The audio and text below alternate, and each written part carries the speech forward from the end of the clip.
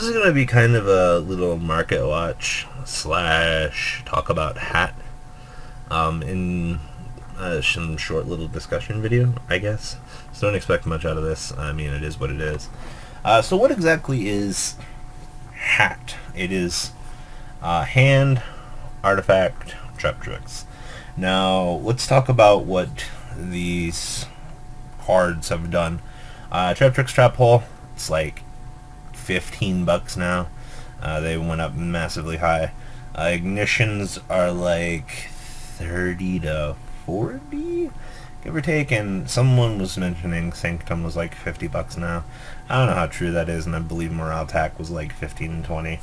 That's too stupidly expensive, and the hands are now like 8 to 10 a piece. They've kind of like fluctuated back down to where they were. Now, why are these cards so expensive? And why are they one of the best decks in the game right now? So, let's look at the Trap Tricks engine. If you guys know, something very interesting that the Trap Tricks engine does is it gives you a Stratos that searches for trap cards and a Wolfberg. Now, what happens when you combine these engines together? You get a very consistent rank 4 engine that gives you one of the most abusable trap cards in the game. Now, you guys know Bottomless and Trap Tricks Trap Hole. Trap Tricks Trap Hole will stop your opponent's key plays. Monster Special Summoned activates its effect. No Excite Night for your opponent. Very devastating to your opponent. And it's pretty powerful when you're on the offensive, because you can take away your opponent's defensive capabilities, put yourself in a much more advantageous position.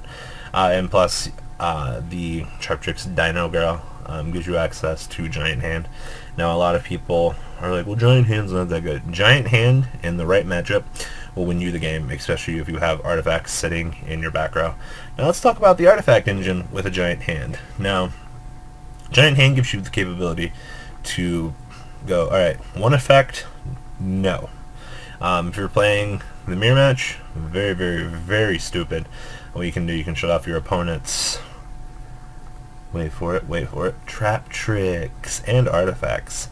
Very, very, very crucial as well, because negating those key effects, especially in the Yugioh matchup, very important. Once again, looking back at the Trap Tricks engine, you know, of course, Dino will bring back Myramilio. Myramilio gives you spell and trap manipulation. Not exactly something that's great in the mirror, but looking at the deck in general, just that additional pop, really good. Now, back over to the artifact side of it, with the Giant Hand like I was discussing a few seconds ago. Artifact, Sanctum, bring out Morale Attack, destroy. If you open up multiple Morale Attack, Aegis is the red guy. Pop Morale Attack, pop Ignition, Chain Ignition, pop something else.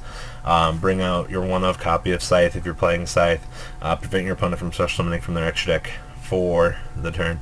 It works out relatively well. You basically play 5 artifacts. I've seen some builds playing 2 red. I've seen some builds playing Scythe and red.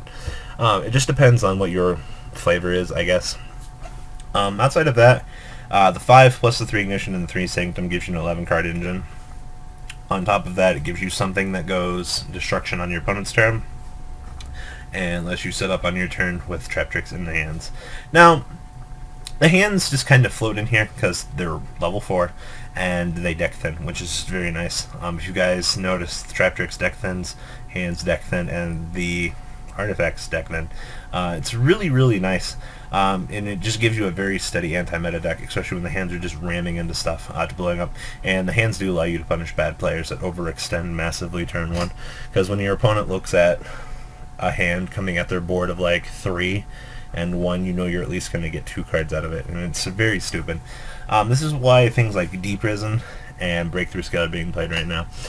Breakthrough Skill more potently, because Breakthrough Skill lets you negate your opponent's artifacts on the passive turn and then reuse the effect on your turn from the graveyard. Seems good to me. I like multi-purpose cards. It's basically Fiendish Chain but on crack.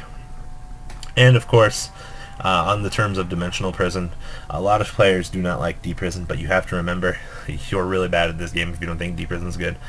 You haven't lost to an army of hands coming at you. Deep Prison is 7 times way better than Mirror Force currently, and it pains me to say that because I love Mirror Force getting free pluses, but you have to play Prison if you're against hands, just because it takes one of those hands away. Your opponent basically lost their floating summon for the turn, and it really puts you in a lot more of an advantageous position, or puts you at a major advantage, taking away your opponent's summon for a free trap card. Outside of that, the deck is very critical at what it does. All the engines kind of meld together, and as long as you know what to do, when, and how, you'll be deck thinning for free, having a consistent trap board, and free suicide bombers all day long. That's basically Hat in a nutshell. Of course, you guys know Debunk wrecks this deck's day. So good. So good. Debunk. Outside of that, I mean, you can side Lightning Visiting Mirrors, but let's be realistic here. It's not like I don't play 6 MSTs in my main deck or anything. And that's the sad part about having things like that against it. I mean, yeah, I know Debunk is probably going to get MST'd or something during the end phase, but the power that Debunk gives is just too critical not to play. And if you've got a Lightning Imprisoning Mirror sitting up on the board, I mean, I can just let you have the mirror floating around for days until I'm just like, well, I'm going to take this out now, because it's one of your unknowns that's now known to me, so I can make moves based around what I already know. And once again, knowledge is power. It's going to be another topic I actually want to discuss, actually. Knowns versus unknowns and how people value them.